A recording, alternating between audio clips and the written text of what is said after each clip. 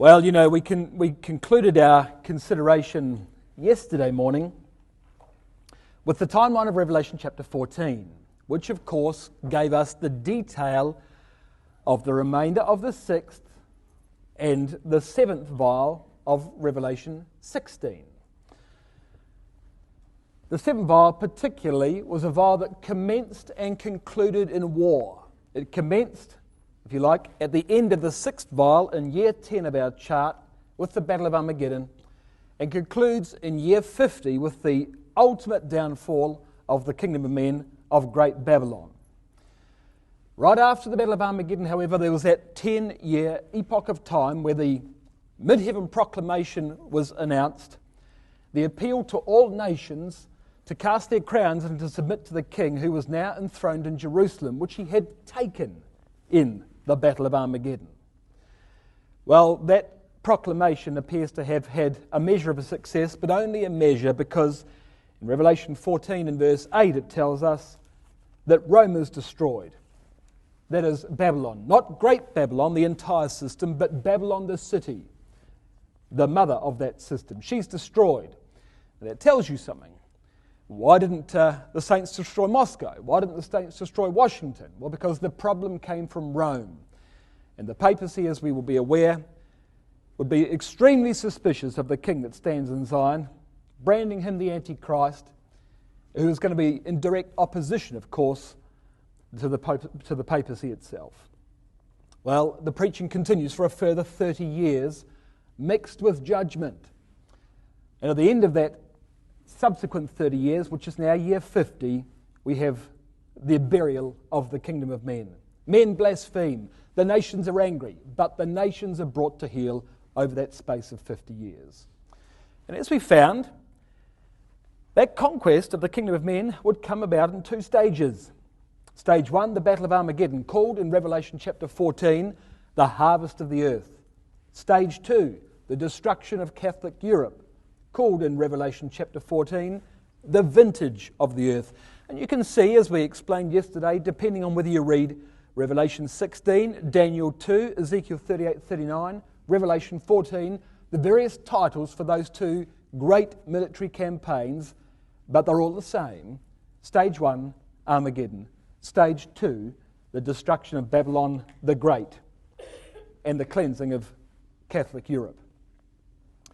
Well, we put that together across the timeline of Revelation chapter 14. And you can see at the bottom there, the harvest of the earth, verses 14 to 16 of Revelation 14, Armageddon. The vintage of the earth, verses 17 to 20 of Revelation 14, the conquest of Europe, judgment upon Catholic Europe. And we explained that as being the 30-year period, the 1 hour with the beast. Revelation 14, I think verse 8 spoke about, or verse 7, the mid-heaven proclamation warned of the 1 hour of judgment to come, which we explained was a 30-year period of time. So, no mystery, that was everything we discovered yesterday in Revelation chapter 14. But here's the interesting thing. If I take you back there, that's the seventh vial. That 40-year period from year 10 to year 50 is the seventh vial of Revelation chapter 16. But the story of the judgments of the book of Revelation doesn't conclude with the seventh vial, because the seventh vial merely opens the seven thunders of Revelation chapter 10, as we see here. Well, then the question is, when do the seven thunders get announced? And the answer to that is, that's the 30 years. That's the judgment of the 30 years. The seven thunders will usher their existence upon Europe, bringing in the ultimate downfall of the papal system and everything associated with it. There's the story of the 50-year Jubilee period, the detail of Revelation 14, and of course that brings us now to Revelation chapter 10. If you read with me Revelation chapter 10 verse 1, we read the following. I saw another mighty angel come down from heaven, clothed with a cloud and a rainbow upon his head. His face was as it were the sun, his feet as pillars of fire. He had in his hand a little book open, and he set his right foot upon the sea and his left foot upon the earth. And he cried with a loud voice, as when a lion roareth, and when he had cried, 7 thunders uttered their voices. This is the chapter in Revelation commonly called the March of the Rainbowed Angel.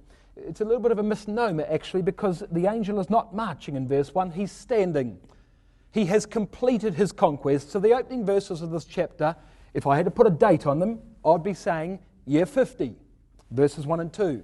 The angel has completed his conquest. He's got 1 foot on the sea, 1 foot on the land, which I'll explain by and by, but he's standing, he's finished. And he has announced 7 thunders, and those 7 thunders have brought about the complete demise of the kingdom of men. This is what Brother Thomas says of those 7 thunders, of this little book, or little scroll in verse 2. This little scroll is the most important fragment of the apocalypse because it contains the catastrophe of the plot. He says this is the most important section of the entire book of Revelation. It's the conclusion, without which all the rest of Revelation will be of little interest to the believer. By the angel holding that little scroll in his hand, his power is identified with the execution of its contents, and the character of these is indicated by his voice. These thunders are the lightnings and voices and thunderings and earthquake and great hail of Revelation 11 verse 19. That is, the judgments of the 7th vial, which exhaust the wrath of deity and give victory to the saints and rest for 1,000 years. So what he's simply saying is that when these 7 thunders utter their voice across that 30-year epoch of judgment, it will bring the demise of the beast and herald the commencement of the millennial reign of Christ, just as our timeline showed a moment ago. But do you know the irony of these words, of the words of this scroll? The irony is this, verse 4, we don't even know what they say. It's the catastrophe of the plot, but it's hidden to us. Verse 4 of Revelation 10, and when the 7 thunders had uttered their voices, John says, I was about to write, when I heard a voice from heaven saying unto me, stop, seal up those things which the 7 thunders have uttered, and write them not. Don't write them, John. So he was about to write them, and he's told to stop. He knows what they said. He knows what they did. We don't. And he wasn't allowed to tell us. Verse 8 of Revelation 10 goes on and tells John what he was to do with that information. The voice which I heard from heaven then spake again to me and said, John, go and take that little scroll, which is open in the hand of the angel that stands on the sea and upon the earth, that is the angel of verse 1. So I went to the angel, and I said to him, give me the little book. And he said to me, take it, and eat it up. It shall make thy belly bitter, but it shall be in thy mouth sweet as honey. And I took the little book out of the angel's hand, and I did eat it up. And it was in my mouth sweet as honey. And as soon as I'd eaten it, my belly was bitter, he says. So there you are. He saw the 7 thunders uttered. He saw the devastation of those thunders. He saw what they did and how they did it. And he sealed it up. He ate it. He disposed of the evidence.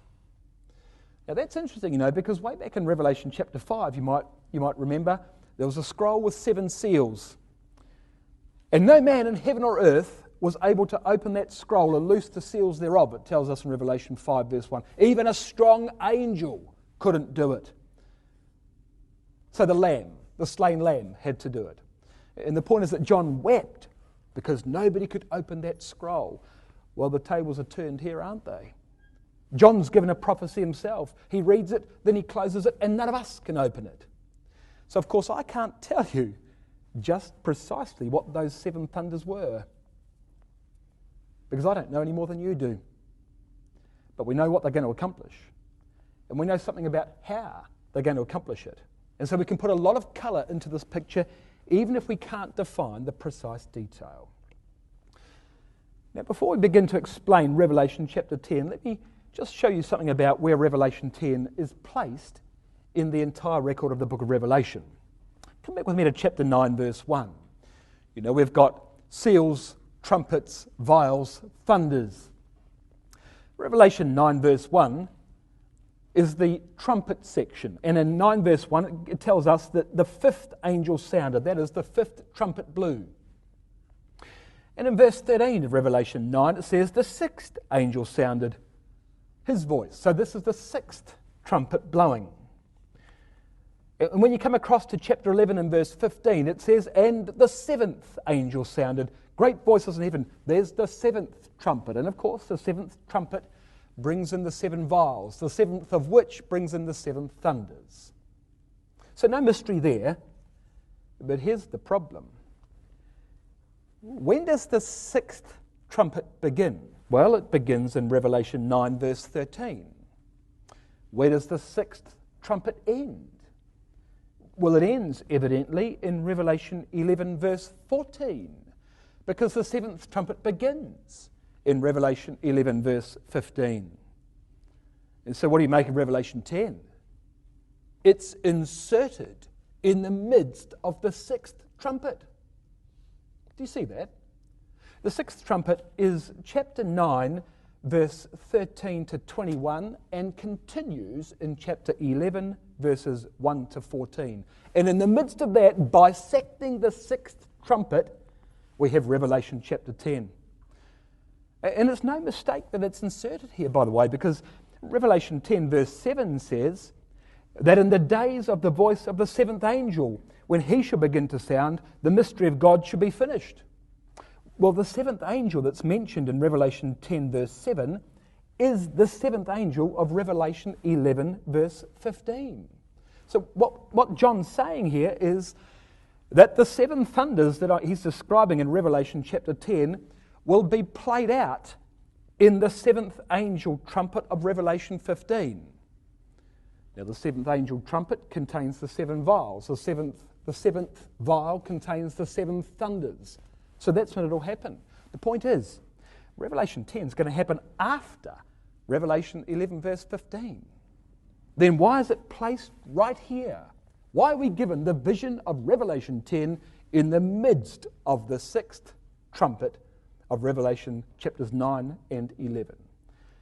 Well, the answer is in one verse, and it's in Revelation 11 and verse 7. Because it says in Revelation 11 verse 7, and when they shall have, the witnesses have finished their testimony, the beast that ascendeth out of the bottomless pit shall make war against them. This is the first mention in the book of Revelation of the beast. The beasts that we have already spoken about in Revelation 12, 13, 17, the seven-headed, 10-horned beast, that doesn't begin to chapter 12. This is the first time the word beast, that beast, appears in Revelation. And that's the problem. Because what are the trumpets of Revelation 9 and Revelation 11 speaking about? Well, Revelation 9 verse 1, the fifth trumpet is the rise of the Saracen Empire from Saudi Arabia, which judged the Eastern Roman Empire, went to war. The sixth trumpet in Revelation 9 and verse 13 is the rise of eventually the Ottoman Empire that took Constantinople, went to war against the Eastern Roman Empire. And whilst that was happening in the East, Revelation 11 verses 1 to 14 tells us what's happening in the West, in Western Europe.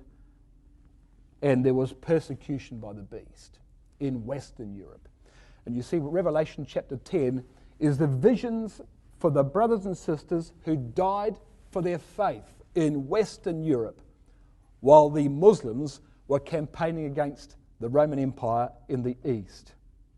It's because of the beast in Revelation chapter 11 and verse 7 that we have the visions of Revelation 10 placed where they are amidst the sixth trumpet. Well, that's the context of Revelation 10 in the book of Revelation. Let me show you something about the context of Revelation 10 in the entire Bible. You come back with me to Ezekiel chapter 1. There is a remarkable parallel between Ezekiel's vision in chapters 1, 2, and 3 and the rainbowed angels, so-called, described in Revelation chapter 10. It says in Ezekiel 1 and verse 4, I looked and behold, a whirlwind came out of the north, Ezekiel says, a great cloud and a fire enfolding itself, and brightness was about it, and out of the midst thereof, as the colour of amber out of the midst of the fire. So he sees a great cloud come out of the north. Well, John sees an angel clothed with a cloud in Revelation 10 verse 1. If you come across to Ezekiel 1 in verse 27, it tells us that Ezekiel saw as the colour of amber, the appearance of fire round about within it. From the appearance of his loins, upward and downward, they were of fire. Well, in Revelation 10 verse 1, John sees this angel has legs like pillars of fire. Verse 28, and as the appearance of a bow that's in the cloud of rain, so is the appearance of the brightness round about. This cherubic figure in Ezekiel 1 is surrounded by a rainbow, just as the angel is in Revelation 10 verse 1. And look at this in Ezekiel 2 verse 9. And when I looked, Ezekiel says, behold, a hand was sent unto me, and lo, a roll of a book was therein. So in his hand was a little scroll. Revelation 10 verse 2. And he spread it before me, verse 10 of Ezekiel 2, and in it was written within and without, and there was written lamentations, mourning, and woe. Now that's interesting, because the thunders of Revelation chapter 10 are part of the seventh woe trumpet of Revelation 11 and verse 14. Well, chapter 3 verse 1, moreover he said to me, Son of man, eat that thou findest. Eat the scroll and go and speak to the house of Israel. Ezekiel's told to eat the scroll in the hand of the man. Eat the scroll. Well, precisely. Revelation 10 verse 9. And so he ate it, verse 3. He said to me, Son of man, cause thy belly to eat. Fill thy bowels with this roll that I give thee. Then I did eat it. It was in my mouth as honey for sweetness. Well, look at that. That's exactly Revelation 10 verse 10. And in verse 14 of Ezekiel 3, it tells us that the Spirit lifted Ezekiel up and it took him away, and he went in bitterness, it says, just as though this scroll was bitter in John's belly. Now, Ezekiel was bitter because though the message was sweet, the nation wouldn't hear him. So it was a bitter message to deliver. Very much the same for John. The thunders that he was going to deliver would be bitter because it would cause much loss of life, even though the result would be sweet, ultimately. Ezekiel is sent, what's more in verse 15, to those in the captivity. He's sent to his countrymen. John is sent in Revelation 10 verse 11 to peoples, nations, tongues and kings. And in verse 7 of Ezekiel chapter 3, his people wouldn't listen to him. And in Revelation 11 verse 18, the nation would blaspheme and be angry when the trumpets were sounded, when the thunders were sounded rather. So there's the story of Revelation chapter 10 in the context of the book of Revelation, and the story of Revelation chapter 10 in the context of the Bible. Can you see that? That Revelation 10 is based fairly and squarely upon the vision to Ezekiel in Ezekiel chapters 1, 2, and 3. And this vision in Ezekiel, of course, is the start of a great story in Ezekiel, because this cherubic story that you read of in these chapters is about a man on a cherubic vehicle who comes in and removes the glory of God from the temple in Jerusalem and takes it out by the way of the east in order that the Babylonians might come in and destroy the temple. God left Jerusalem in order that it might be destroyed by Babylon, which it duly was. Well, now come with me to Revelation 10. What does it all mean? Well, it's a remarkable story. Revelation chapter 10 and verse 1. Every detail that you read in these verses is significant. Revelation 10 verse 1, I saw another mighty angel come down from heaven, clothed with a cloud. A rainbow was upon his head. His face was, as it were, the sun, and his feet as pillars of fire. Another mighty angel. The point here is that this is not one of the trumpet angels of Revelation chapter 9. This is a mighty angel, like the angel in Revelation chapter 5. He came down from heaven. 2 Peter 3 verse 13 describes the kingdom age as a new heaven and a new earth wherein dwelleth righteousness. In the language of the prophets, therefore, heaven is a symbol for government. So this angel comes from government, from after Christ has conquered Jerusalem. It's a vision that happens after the Battle of Armageddon. because Christ and the saints are in heaven. They are in government at this moment of time.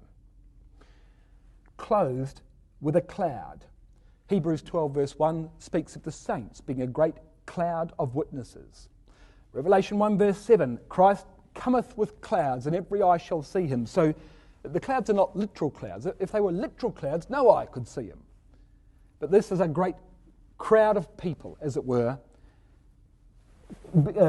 clothing the angel of the bow of verse 1. Now that's most interesting, because we'll just pause and consider that for a moment. When we're baptized, we read in places like Galatians 3 verse 27 that we put on Christ. We clothe ourselves with the Lord Jesus Christ in a garment of white, speaking of forgiveness. Here in Revelation 10 verse 1, Christ clothes himself with us. Now, of course, there's something very powerful and very humbling about that, isn't there? It really does make you pause and consider what state your wedding garment's in, because this is what we're called to. In Ezekiel 1, Christ is enthroned upon the cherubic chariot of the saints. In Revelation 10, he's clothed with the saints. It's the same point, just different figures, slightly different figures. And he's got a rainbow over his head. In Genesis 9 verse 16, the rainbow was a covenant that God made that he would never again destroy the earth. Instead, as we read in Revelation 11 and verse 18, he will destroy them that do destroy the earth, or corrupt the earth, as it means. His face was as the sun, a symbol of immortality, because the righteous shall shine forth as the sun. Matthew 13:43. His feet were like fire. Now, your marginal reference will take you against that point back to Revelation chapter 1 and verse 15, speaking of the multitudinous Christ of Revelation 1, and there are many similarities. But here fire, of course, is a symbol of judgment. 2 Thessalonians 1 verse 8, Christ will come in flaming fire to take vengeance on them that know not and obey not the gospel.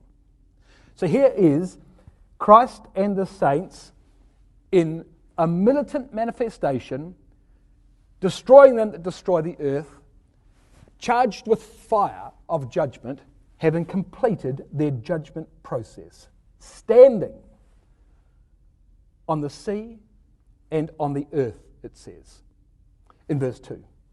The sea and the earth. Well, if you just flip across 2 pages, you'll see in Revelation 13, verse 1, that there rose out of the sea a beast, the beast of the sea. In Revelation 13, verse 11, I beheld another beast coming up out of the earth, the beast of the earth. So, he now dominates the area of the old beast of the sea and the beast of the earth. This is Western Europe. And if you would, in the language of Ephesians 1 verse 22, he's put all things under his feet. He has conquered the entire system. So this is the resolution of the plot. Year 50, after the demise of the kingdom of men and the victory of the rainbowed angel. But verse 2 says that he had in his hand a little book open. And this book is most interesting. There are 3 words for book in the New Testament. That is 3 Greek words. The word biblos, the word biblion, and the word bibliaridion. Each one a diminutive of the previous. The word biblos is the common word for book. It's used for books of the Bible, Matthew 1 verse 1. This is the book of the generations of Jesus Christ. It just means book. It's used of the book of life. And so that book, the big book, if you like, the biblos, would represent 6,000 years of man's history to the kingdom age. It's all the books of the Bible. It's the complete epoch of man's history. Biblion. Revelation 5 verse 1, that's the word biblion. It's a little scroll. It's not a big book, it's a little book or a little scroll. In Revelation 5 verse 1, the 7-sealed scroll that was unwound was 2,000 years of history until the kingdom age. But the book here in verse 2 is a bibliaridion, an even smaller book, a tiny book. Only appears in Revelation chapter 10, that word, and it represents just the period of the 7th vial, just the 40 years of the 7th vial, the remaining 30 of which would be the judgment of the 7 thunders. So big book, medium-sized book, little book, if you like, and this is the little book. So it's only a very small book because it only represents a very small epoch of time. And he cried with a loud voice, as when a lion roareth, and when he had cried, 7 thunders uttered their voices, it says. Now there's a clue there. The lion roars. Who's the lion of Revelation? Well, it's easy. It's the Lord Jesus Christ. Revelation 5 verse 5, he's the lion of the tribe of Judah. What does it mean when the lion roars? Well, in Joel 3 verse 16, Yahweh roared from Zion and the battle of Armageddon was commenced. In Isaiah 42 verse 13, Yahweh shall go forth as a mighty man. He'll stir up jealousy like a man of war. He shall cry, yea, roar. He shall prevail against his enemies. So the lion roared when the thunders started to get uttered, when the 30-year period of judgment upon Europe began. That's when the lion roared. And when the 7 thunders had uttered their voices, John was about to write them, but was told not to. Well, that's the timing of the 7 thunders of Revelation chapter 10. The thunder judgments come after the Battle of Armageddon, 10 years we're saying after Armageddon, and are uttered for the following 30 years until year 50. So what exactly are the thunders? What would you make of those thunders? Well, of course, as I've said, I can't precisely tell you, but I think I can imprecisely tell you. Come with me to Psalm 29. We've got a remarkable psalm here that helps us, I believe, identify something of the character of these 7 thunders of Revelation chapter 10. Psalm 29, well, Psalm 29 is an interesting psalm. It breaks into 3 sections. It's a psalm all about a storm. Verses 1 and 2 are a call to worship. Verses 3 through 9 are a description of the storm. And verses 10 and 11 are a blessing of peace. It's only a little short psalm. A call to worship, the introduction. The story of the psalm, the storm, verses 3 to 9, and the conclusion, a blessing, verses 10 to 11. So what's the story? Well, this is a great storm that comes in from the Mediterranean Sea and runs down the length of the land of Israel and blows itself out in the south. And you can tell that because look at verse 3. The voice of Yahweh is upon the waters. The God of glory thundereth. Yahweh is upon many waters. So there's the Mediterranean Sea, the many waters as this storm begins. Verse 5. The voice of Yahweh breaketh the cedars. Yea, Yahweh breaketh the cedars of Lebanon. So now the storms come inland to Lebanon, and the cedars are splitting and falling to the ground as the storm ruptures the trees of those forests. Verse 6. He maketh them also to skip like a calf, Lebanon and Syrian like a young unicorn. Now Syrian, it tells us in Deuteronomy 3 verse 9, is Mount Hermon. So we've now migrated from Lebanon in the north down a little further south to Hermon, and the storm is still raging until verse 8 tells us that the voice of Yahweh shaketh the wilderness. Yahweh shaketh the wilderness of Kadesh. Well, this is Kadesh Barnea. This is now in the south, and the storm exhausts itself in the south, and it tells us in the very last line of the last verse that Yahweh will bless his people with peace. Oh. And you might look at this and say, in a literal sense, well, this is the story of every storm, isn't it? The rage of the tempest, the fury of the elements, the destruction of everything in its path, so that by contrast, when the storm is over, the whole land is at peace. But this is not the peace of the storm that's being spoken about at the conclusion of the psalm. This is peace with God, isn't it? I mean, look at verse 10. Yahweh sitteth upon the flood. Yahweh sitteth king forever. Yahweh will give strength to his people. Yahweh will bless his people with peace. That's not talking about fixing the storm or blowing out the storm. This is peace with God, and Yahweh is king forever in verse 10. So whatever the storm means, it accomplishes the fact that God is king and his people have peace with him. Now look closely at the psalm. Look at verse 1. Give unto Yahweh, O ye mighty, give unto Yahweh glory and strength. Give unto Yahweh the glory due to his name. Worship Yahweh in the beauty of holiness. That's a call to service. That's a call to submit your strength to God and to worship him. And that's interesting. Let me read you, by way of recall, Revelation 14 verse 7, the mid-heaven proclamation. Fear God, give glory to him, for the hour of his judgment is come, and worship him that made heaven and earth, the sea, and the fountains of water. Do you see a parallel? The opening verses 1 and 2 of this psalm are a call for the world to submit to God. Well, whatever the world's response to that was, a great storm then plays out. The consequence of which is when the storm's finished, Yahweh is king and his people are at peace. It's not really about a storm, is it? It's not really about a storm at all. And what's more, this storm has a name. Verse 3, the voice of Yahweh. Verse 4, the voice of Yahweh. Verse 4, the voice of Yahweh. Verse 5, the voice of Yahweh. Verse 7, the voice of Yahweh. Verse 8, the voice of Yahweh. Verse 9, the voice of Yahweh. How many times did I say the voice of Yahweh? 7 times. And what do you know about the voice of Yahweh in this psalm? Look at verse 3. The voice of Yahweh is upon the waters, the God of glory thundereth. There are 7 thunders in Psalm 29. And those 7 thunders are uttered by that voice after an appeal to give glory to God, resulting in Yahweh being king and his people being at peace. I think that's not a bad template for Revelation chapter 10, don't you? For Revelation chapter 14, that is precisely the sequence of events that happens in the 7th vial. And the 7 thunders make that happen. Isn't that interesting? So what would you make of it? All right, it's a bit of a template. It's a parallel.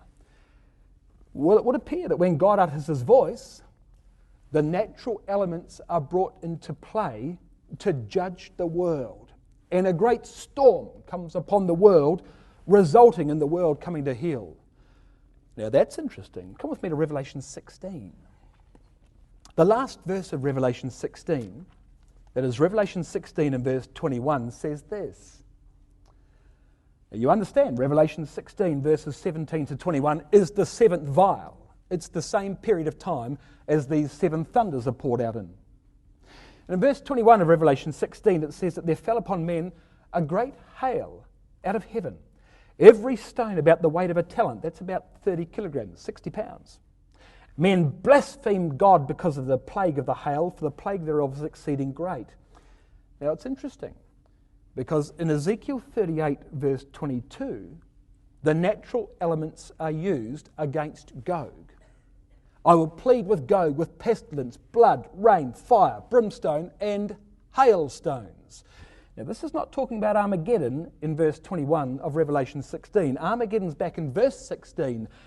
This is stage 2 destruction. This is the destruction upon Europe.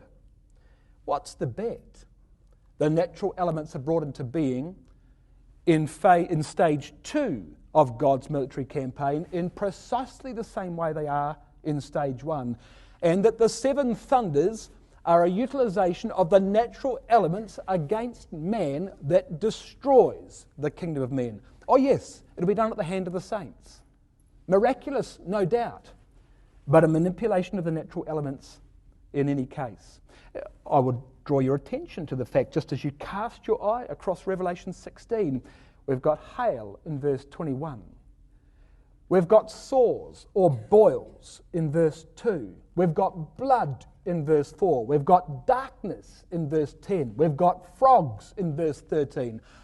Remarkably reminiscent of the plagues of Egypt.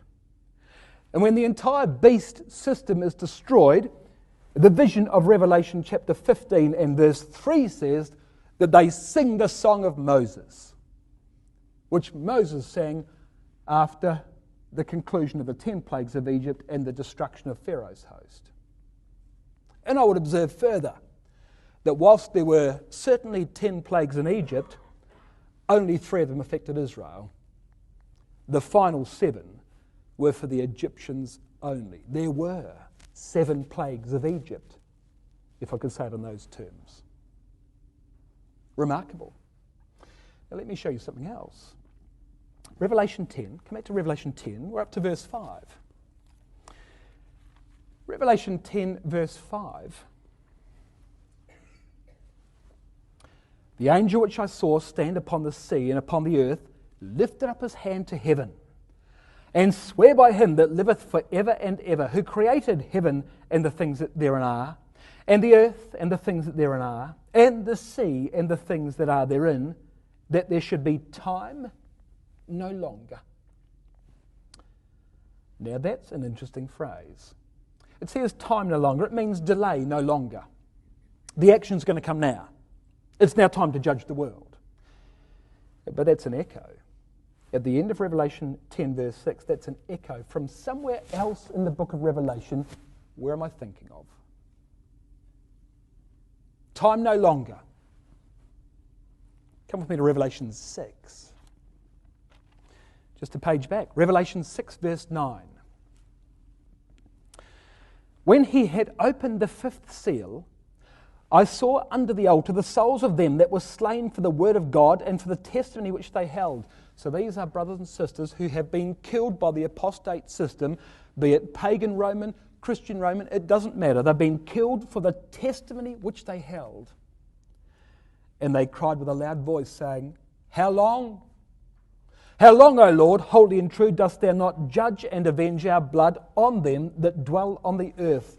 How long do we have to wait? And that cry comes from those who are under the altar, slain by the beast system for the things they believed, and they cry for vengeance against that system, or vengeance comes in Revelation chapter 10. But here's the thing. How does vengeance come? How does it come?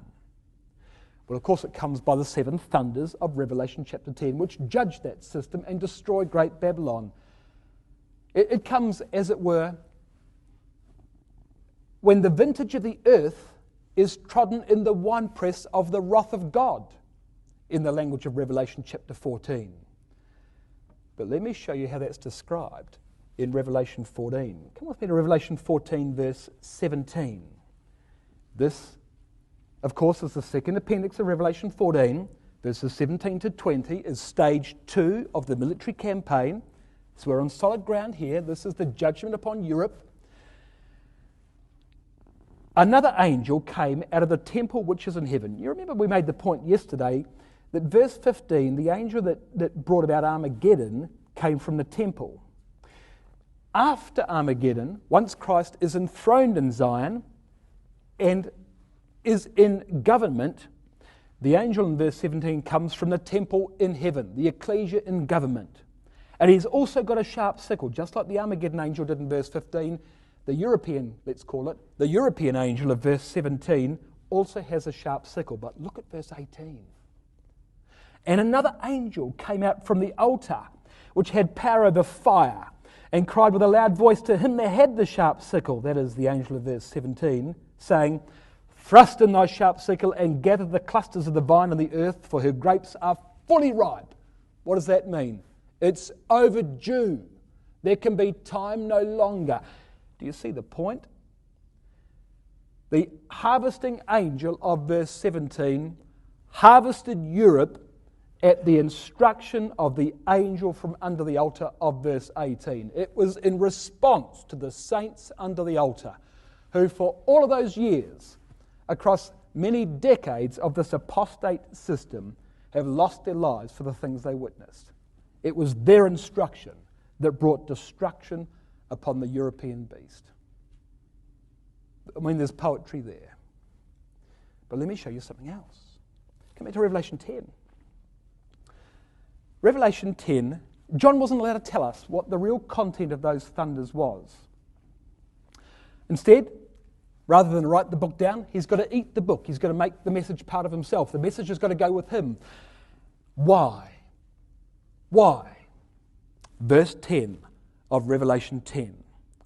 I took the little book out of the angel's hand and ate it up. It was in my mouth, sweet as honey, and as soon as I'd eaten it, it was in my belly, bitter. And he said to me, John, thou must prophesy again before many peoples and nations and tongues and kings. So why was John told to eat it? Because the message has to live with him, and it will be his time to reveal it in the future, before peoples, nations, tongues, and kings. But that's very significant. Because you come with me to Revelation 14 and verse 6. I saw another angel fly in the midst of heaven. So this is the mid-heaven proclamation of Revelation 14 verses 6 and 7. I saw another angel fly in the midst of heaven, having the everlasting gospel to preach to them that dwell on the earth, and to every, look at it, nation and kindred and tongue and people. So there's a remarkable parallel between Revelation 14 verse 6 and Revelation 10 verse 11. What would you make of that? What would you make of that, brothers and sisters? Well, I'll tell you what I make of it. I think the Apostle John's going to lead the mid-heaven proclamation. I think he's the one that's going to lead the charge against the Roman system that imprisoned him on Patmos. The system that killed his brethren of the first century and all subsequent centuries. And he'll beg them to repent, and they'll spit at him. They'll be angry. They'll blaspheme his God. And as Moses held out his staff across the Red Sea, he'll bring the hammer down, and the thunders will begin to sound, one after the other, all seven upon that system, until finally it's destroyed. The thunders, the mystery of the thunders rests with John. And in his due time, when there shall be time no longer, it will be his job to conduct the campaign that yields him upon the world. And where will it end? Well, of course, it ends with the destruction of the beast system, doesn't it? Great Babylon will be conquered, her smoke will ascend up to heaven, and all the earth will have rest, and the millennial 1,000 years will commence in year 50, as it were, of our timeline. And then, when that 50 years is completed, the prophecy of Ezekiel will come back to life. Because you remember, Ezekiel saw this cherubim, the cherubic vehicle, inhabited by a man upon a throne, the glory of the God of Israel. And in Ezekiel chapter 8, 9, 10, it tells us explicitly